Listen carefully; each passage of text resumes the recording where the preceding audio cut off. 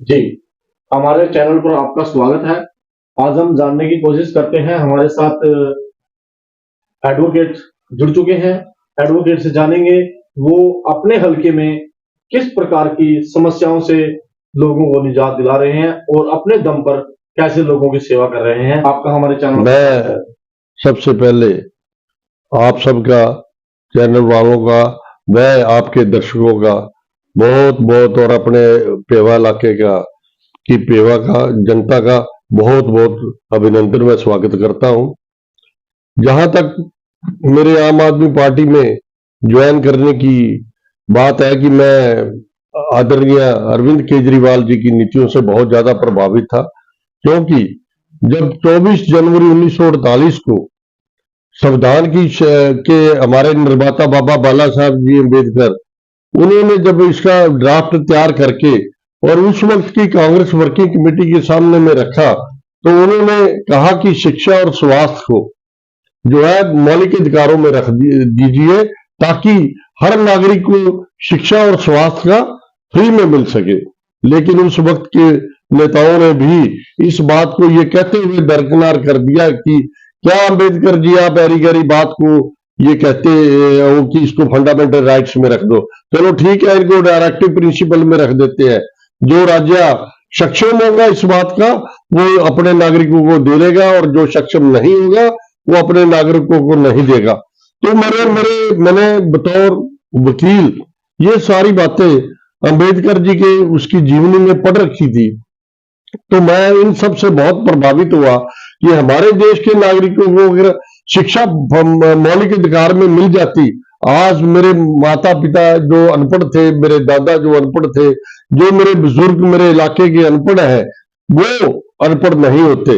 और जो ये आज झूठी बातें करके, जैसे भाजपा वाले झूठे नारे दे दे के भी बात गुमराह कर करके 2014 में आदरणीय प्राइम मिनिस्टर मोदी जी ने एक बड़ी जनसभा में कहा था कि एक बार भाजपा की सरकार बना दो, कि ये मेरा वादा है, कि ये मेरी जिम्मेदारी है कि मैं जो है जिम्मेदारों के कर्जे माफ कर दूंगा। लेकिन आज तक उसके ऊपर कोई काम नहीं किया गया। और ये इसी बात का फायदा उठाते हुए जब किसान आंदोलन हुआ तो सड़कों पे किले गाड़ दी गई। किस लिए भाई? यदि एक तरफ से हम पुलिस के जबरदस्ती लाठीचार्ज के लिए इनसे कहेंगे और ये लोग भगदड़ मचेगी इनमें, और ये सड़क की तरफ भागे में किलों पे गिर के मर जाए, ऐसा तो अंग्रेज ने भी कभी हमारे बारे में नहीं सोचा था। तो इसलिए इस व्यवस्था को परिवर्तन करने के लिए जो आदरणीय केजरीवाल जी आगे बढ़कर आए, तो मैंने अपना मन बनाया कि मैंने भी, क्योंकि मेरे में भी ऐसे ही विचार 24 घंटे पनपते रहते थे। मैं भी एक छोटे से परिवार से था, मेरे माता पिता ने मुझे किसी तरीके से शिक्षा दे दी, आज मैं एक अच्छे वकीलों में मेरा नाम गिना जाता है। तो इसलिए इन सब बातों से प्रभावित होकर मैंने आम आदमी पार्टी ज्वाइन की थी। जहां तक दूसरी बात है कि मैं अपने इलाके की क्या सेवाएं देना चाहता हूं, मैं यदि मुझे बड़ी ये दुख होता है कि मैं आपको बताते हुए कि मेरे इलाके में इतनी त्रस्त कर रहे हैं लोग कि जो जब भी बाहर से कोई भी आता है वो कहता है कि मुझे टिकट पेवा से दे दो, मुझे टिकट पेवा से दे दो, मुझे टिकट पेवा से दे दो। बाहरी लोग आते हैं, टिकटें लेके जीत कर चले जाते हैं, और बाद में जो है जब यदि कोई मेरे इलाके का निवासी उनसे कोई शिकायत करता है, उनसे कोई बात करने की कोशिश करता है कि हमारी ये डिमांड है, इसको पूरा कर दो, इसको आप कीजिए, कानून के तहत ये मैं बात कर रहा हूं, तो उसको आगे से आंख दिखाते हैं। अभी अभी जो है, पहले सारसा गांव में ये हमारे मौजूदा मंत्री संदीप सिंह जिनके ऊपर एक 354 बी और 354 आईपीसी के तहत चार्जेस फ्रेम हो चुके हैं। चार्जेस फ्रेम होने का मतलब होता है कि पहली नजर में अदालत ने ये देखा है कि वो डॉक्यूमेंट से जो पुलिस ने उनके सामने दौरान तफ्तीश पाया गया और रखे कि जुर्म इस आदमी ने किया हो सकता है, इसलिए चार्ज फ्रेम होते हैं, नहीं तो कोर्ट डिस्चार्ज कर देती है। ऐसे निकम्मे आदमियों को, ऐसे दुराचारी आदमियों को मंत्रिमंडल में बनाए रखना, और वो मंत्री आगे अगर लोगों में बात करता है, सारसा गांव में गया तो सारसा गांव के लड़के, नौजवान लड़के जिसका नाम सोनू है, उसने कहा कि मंत्री जी आज 4.5 साल तक तो आप हमारे गांव में नहीं आए, तो उसको पुलिस को कहता है इसको गिरफ्तार कर लो। उसको पकड़ के पुलिस स्टेशन में गिरफ्तार कर दिया। अब जब मुझे पता लगा कि पुलिस स्टेशन में उसको, मैं रात के 9 बजे थाने पेवा में गया, वहां के एसएचओ को मैंने रिक्वेस्ट करी कि या तो आप इसको छोड़ दो या इसके खिलाफ कोई एफआईआर दर्ज है तो मुझे दिखाओ, कोई डीडीआर दर्ज है तो मुझे दिखाओ, वरना आप इसको अंदर नहीं दे सकते। आप भी जेर धारा 342 आईपीसी के तहत जुर्म कर रहे हो, तो आपके खिलाफ भी आपके थाने में मुकदमा दर्ज हो सकता है। तब जाकर उस एसएचओ ने उसको छोड़ा। उसके बाद अभी सारसा गांव में, सॉरी, असमानपुर डेरा बाजीगर में मंत्री जी गए, वहां लोगों ने अपनी बातें रखी, तो उनको कहता है तुम तो SC कम्युनिटी से बिलोंग करते हो, तुम ऐसी कैसी बातें कर रहे हो, तुम्हारे को किसने माइक पकड़ दिया? जो माइक गांव का मेंबर पंचायत था, डॉक्टर का नाम मुझे ध्यान नहीं आ रहा, doctor Jaggi, very right, doctor Jaggi ने कहा कि आप जो है मुझे इस गांव ने अनअपोज मेंबर पंचायत बनाया है, मेरे को गांव ने ये अधिकार दिया कि मैं आपके सामने अपने गांव की मांगों को रखूं। तो उससे माइक छीन ली गई, उसको धक्के मारे गए और असॉल्ट किया गया। जब मुझे इस बात का पता लगा तो मैं वहां पहुंच गया 15-20 मिनट में। तो ये मंत्री महोदय तो उस वक्त तक उठ के चले गए थे। फोरमरला कॉलोनी है, जब थोड़ी सी बरसात आ जाए तो 4-4 फुट पानी इकट्ठा हो जाता है वहां पे। आज तक निकासी का कोई इंतजाम नहीं हुआ, पेवा डूब जाता है, सारा 6-6 फुट पानी खड़ा हो जाता है, कोई निकासी का इंतजाम नहीं हुआ। और वाल्मीकियों की तरफ, माननीय रविदासिया बरादरी की तरफ कोई ध्यान नहीं दिया जाता।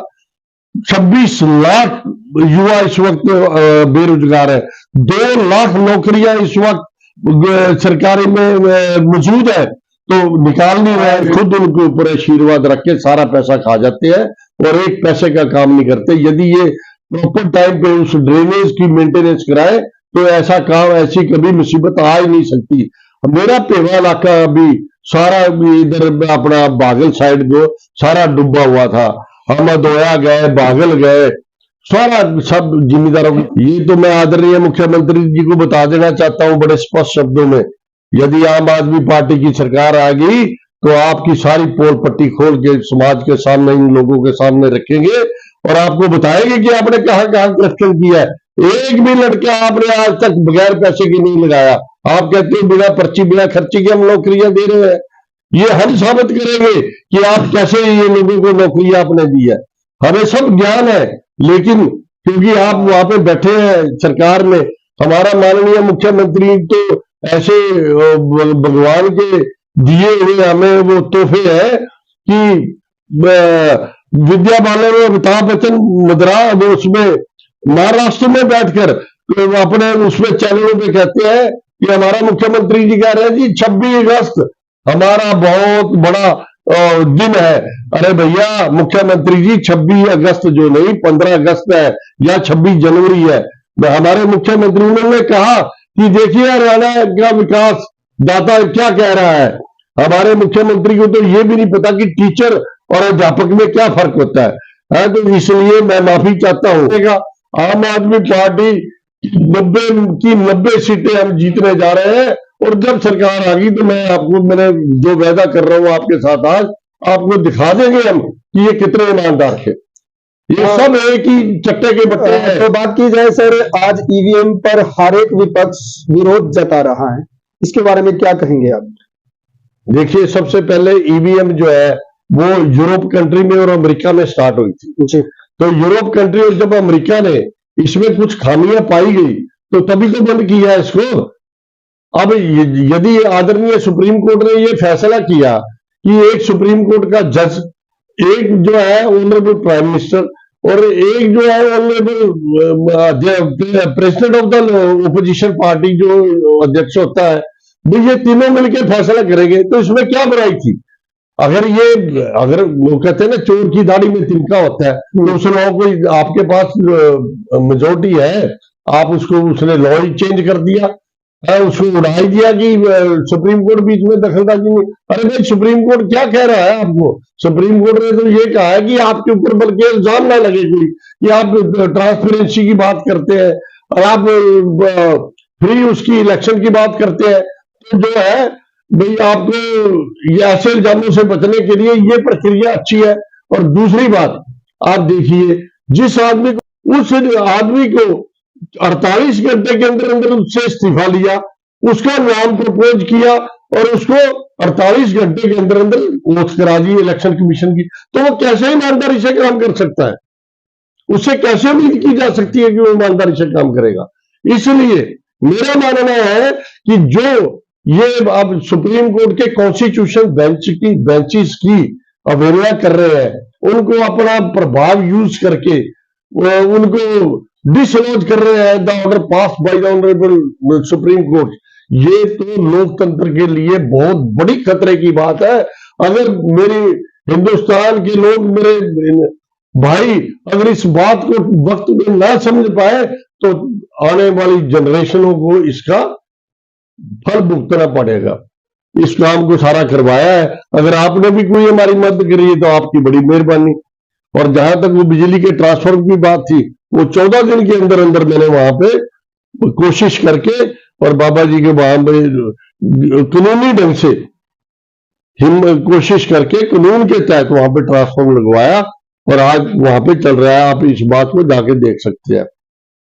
इसी तरह गांव संदौली जो है, कुरुक्षेत्रा रोड पे पड़ता है, वहां पे जब मैं संदौली से सहरसा जा रहा था, मुझे लोग मिले, कहने लगे देखिए जी ये नहर यहाँ से बाइफरकेट हो रही है, पीछे से बड़ी नहर आ रही है, 2 नहरें बन रही है और इसके किनारे पे कोई भी जगह किसी आदमी के गिरने से बचाने के लिए नहीं बनी हुई है।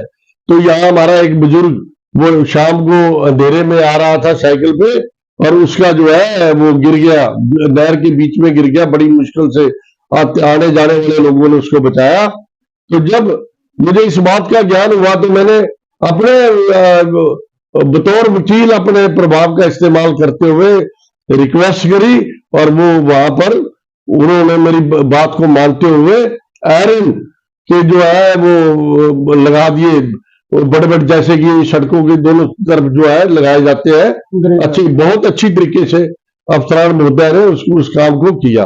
तो इसलिए मेरे में जब कोई मैं इतना सेंसिटिव भी हूं कि मुझे कोई ऐसा मेरे मन को छूती है बात की यहाँ किसी की मौत हो, अब सबके विकास और सबका साथ की बात आपने कर दी। अभी अभी जो है बालू गांव के बच्चों ने माननीय high court, Punjab and Haryana high court में रिट डाली कि हमारे में यहाँ, बच्चियों ने रिट डाली कि हमारे पे यहाँ शौचालय नहीं है।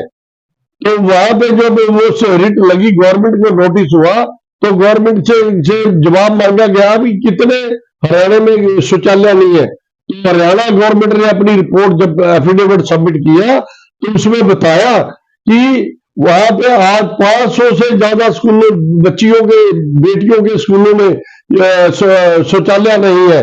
कहीं ज्यादा स्कूलों में 130 के लगभग स्कूलों में बिजली के कनेक्शन नहीं है। जो कंप्यूटर युग की बात करते हैं, बच्चों की पढ़ाई की बात करते हैं, बेटियों को पढ़ाने की बात करते हैं, उनके स्कूलों में बिजली का कनेक्शन ही नहीं है।